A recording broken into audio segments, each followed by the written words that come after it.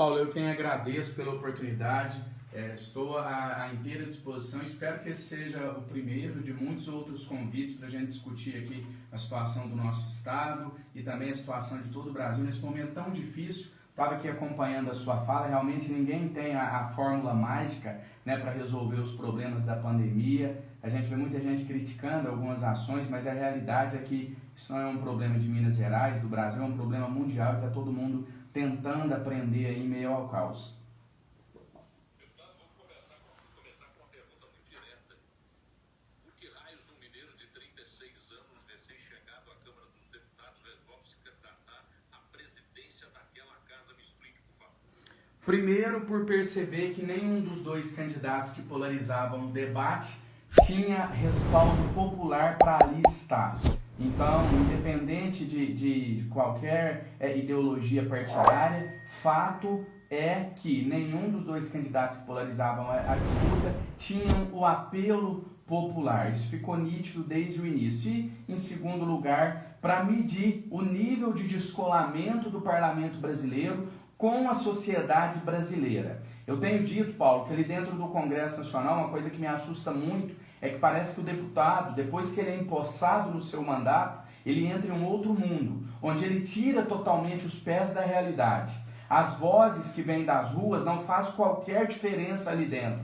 Ora, Janones, então você está defendendo que a eleição para a presidência da Câmara fosse direta, que o povo escolhesse? Não, não é isso. Mas eu disse no lançamento da minha candidatura e vou repetir aqui para você, que se a gente vivesse em um país com uma democracia consolidada, a opinião popular era para, no mínimo, ter algum peso ali. Era para ela influenciar no voto de alguns parlamentares, pelo menos. E não foi o que aconteceu. Então, esse nível de descolamento ele é preocupante. Eu não acredito em uma democracia sem a participação popular. Citei no dia do meu discurso ao qual você se referiu a frase histórica de Abraham Lincoln, quando ele definiu democracia como um regime sendo do povo para o povo e com o povo. Então, se você despreza a opinião popular, você já não está mais falando em um regime de fato democrático. Então, a minha candidatura tinha esse objetivo. E nesse sentido, eu acho que nós conseguimos êxito. Nós conseguimos escancarar para o Brasil o descolamento da classe política com os anseios da população e nós conseguimos também dar visibilidade às nossas lutas, às nossas bandeiras. O saldo foi positivo. Deputado, boa noite. A gente vê no seu discurso que você condena a polarização entre o Bolsonaro versus a esquerda. Assim como o próprio presidente, você também tem aí uma série de seguidores aí na sua base. Eu sei que como presidente, eu queria com isso entender aí os seus próximos voos, como você pretende caminhar na esfera política, de se candidatar aí a voos maiores, e se para essa próxima eleição aí, você acha que você já teria capacidade de alcançar aí uma presidência e buscar uma coisa bem maior aí do que o seu cargo atual de deputado? Rodrigo, antes de responder de forma direta e objetiva a sua pergunta, eu quero só fazer uma observação sobre isso que você colocou da polarização direita versus esquerda. A gente não pode ser hipócrita que o debate ideológico, ele cabe, ele é salutar e ele deve existir em qualquer regime democrático. Então, o debate ideológico, ele faz parte da natureza da democracia. O que já está superado é essa polarização, onde se tenta incluir a população em uma luta que não é delas, em uma briga que não é aquilo que a população quer e deve participar. Vamos dar um exemplo claro do que eu estou querendo dizer. Nós estamos agora passando por uma pandemia onde o maior problema depois das mortes pelo coronavírus é a situação econômica do país. E eu tenho dito isso várias vezes, que a fome no nosso país está voltando como ela foi em meados dos anos 90, de uma maneira muito grave, muito preocupante. Eu não sou deputado de gabinete, eu fico nas ruas, eu ouço as pessoas, tenho viajado, agora devo intensificar uma agenda de viagens pelo país e a gente tem mostrado, até uma emissora de TV mostrou isso recentemente em uma reportagem também, que a fome tem voltado, nunca deixou de ser um problema, mas voltou a ser um problema, eu diria que mais grave no nosso país, com mais destaque. Né? E a gente falando nisso, a gente tem que falar em auxílio emergencial, que é o recurso que dá esperança a essas famílias. Quando você fala de auxílio emergencial, você está falando de uma luta da direita e da esquerda, ou que pelo menos deveria ser. Então a prioridade no debate político hoje tem que ser pautas que unam a população. É isso que a gente deve priorizar. O debate ideológico, ele só serve aos extremos. O atual presidente da República, ele foi eleito com base nesse discurso radical, nesse discurso de extremos. Essa polarização, ela só beneficia os extremos. A extrema esquerda, que depende da extrema direita para sobreviver, e a extrema direita, que depende da extrema esquerda para sobreviver, para manter o seu discurso. Enquanto isso, a população fica do lado de fora, assistindo, chupando o dedo, me desculpa a expressão, enquanto os parlamentares estão lá, do alto do seu salário de R$33 mil por mês, discutindo pautas ideológicas, ideologia de gênero, e tantos outros temas que, neste momento, não é a prioridade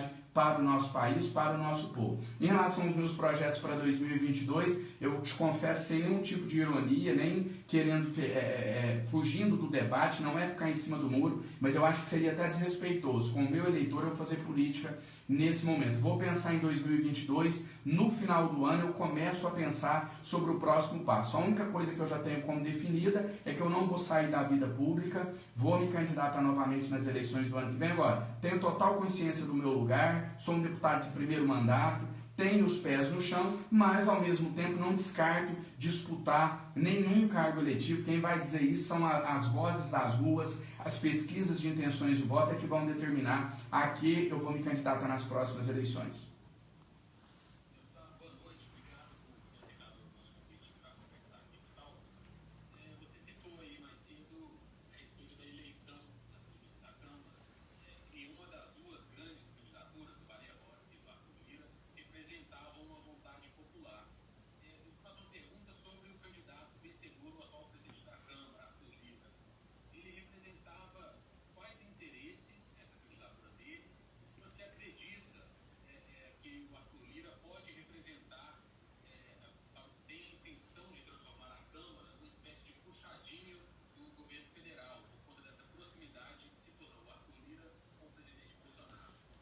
Em primeiro lugar, a candidatura vencedora, ela representava, o mesmo que representava a candidatura que ficou em segundo lugar. Representavam os interesses de caciques partidários, de grupos econômicos, de grupos que buscam o poder pelo poder, representavam tudo, menos o interesse popular. Sobre o risco de se tornar um puxadinho do governo, eu não tenho nenhuma dúvida que isso vai acontecer, da mesma maneira que eu não tenho nenhuma dúvida que se o outro candidato vencesse, a Câmara se tornaria um puxadinho do então presidente Rodrigo Maia. Quando eu usei a tribuna no dia da eleição, eu disse o seguinte: olha, o povo não clama pelo André Janones.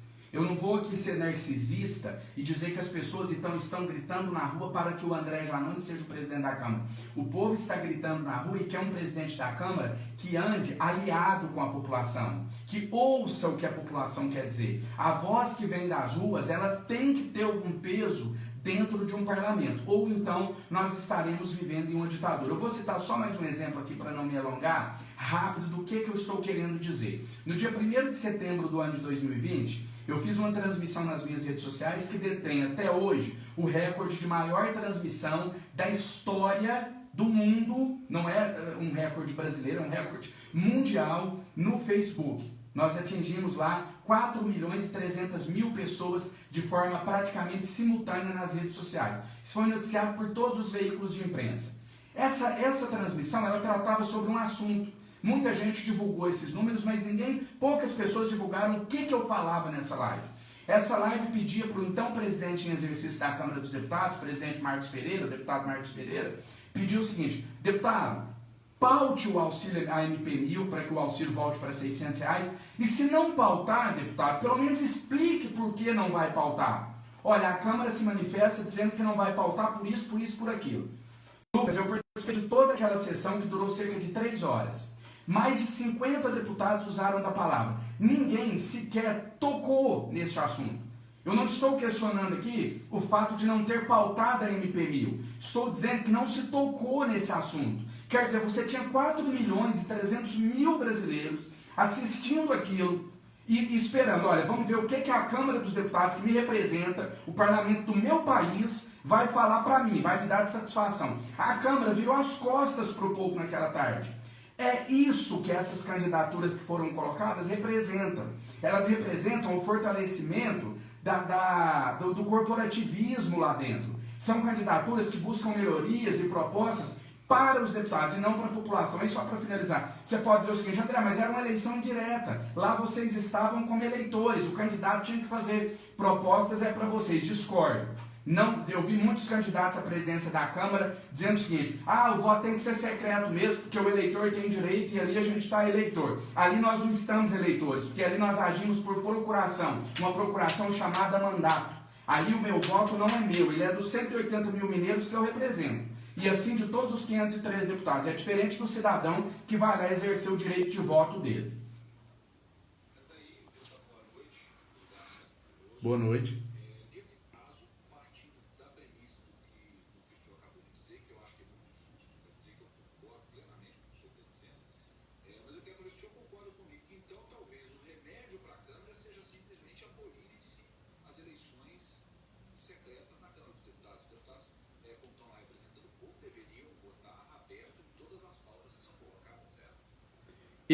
Em relação à votação dos projetos na Câmara, na verdade, a grande maioria, essas votações já são abertas. A gente tem essa exceção relacionada à candidatura à presidência da Câmara, Luiz Fernando, e eu concordo com você. Eu não vejo justificativa para a manutenção do voto secreto. A gente vê muito parlamentar que não divulgou, não comunicou com a população o candidato dele, mas estava lá em reuniões pela madrugada, estava lá discutindo apoio, estava lá conversando com o candidato vencedor, com o candidato derrotado, enfim, falta transparência. Não é um processo eleitoral, a gente sabe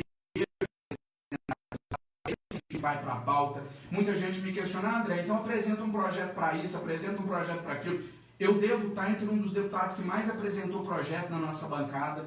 Estou em Brasília agora essa semana, a gente vai propor essa semana, esse eu tenho esperança de chegar em plenário, porque há uma boa vontade de vários líderes, um projeto para tentar facilitar a vacinação para aqueles que estão enfrentando o câncer, né, passando por tratamento de câncer. Então, aí as pessoas perguntam: por que você não coloca um projeto para isso, para aquilo? Porque o projeto não chega no plenário, não chega porque quem decide a pauta é o presidente. Então, essa eleição é uma eleição que deveria sim ser direta, porque ali, como eu disse, repito, nós não somos eleitores, nós estamos agindo em nome daqueles que ali nos colocaram. E só para fechar, Luiz Fernando, eu acho que a solução realmente não é uma solução a curto prazo, é uma solução a longo prazo, nem a médio mas a solução é a conscientização dos eleitores. E eu vou te ser bem sincero que eu sou otimista com isso. Eu acho que a gente vive no país, os livros de história do futuro, daqui 20, 30 anos, eu acho que a gente vai ler esse momento, 2018, 2020, 2022, como um momento de transição para um modelo de política em que não será mais possível fazê-la longe dos eleitores, longe da população. Deputado, eu tenho mais um minuto e uma pergunta que vale $1 milhão. Minas Gerais tem dois candidatos que se apresentam agora para 2022 na disputa do governo. Os mais cotados são o atual governador Romeu Zema e o prefeito da capital, Alexandre Calil.